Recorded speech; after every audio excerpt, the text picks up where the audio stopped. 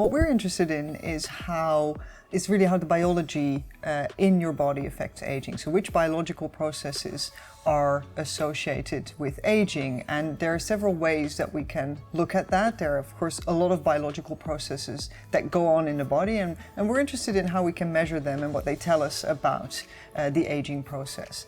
From these biological markers, others have already developed what we call clocks, so biological clocks, which sort of are an indicator if you will, of biological aging. And what we're going to look at is how these clocks relate to aging in the studies that we work with, and how we can use them to get an idea of the speed of aging. We measure aging, we have ways of assessing how people age. Then we do at each of those molecular levels the identification of signals, biological signals that may indicate accelerated or decelerated aging, and then to get a further insights into what are the mechanisms at stake.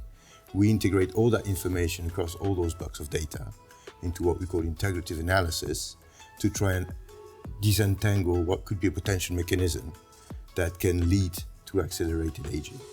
And as a final step of our work is to understand you've got external stressors, you've got those biomarkers that we've identified, and then you've got aging.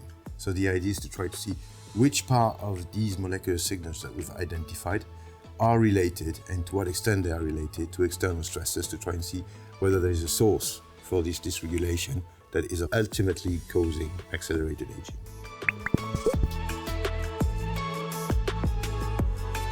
We are, which we hope, able to produce some novel findings on the mechanisms behind aging.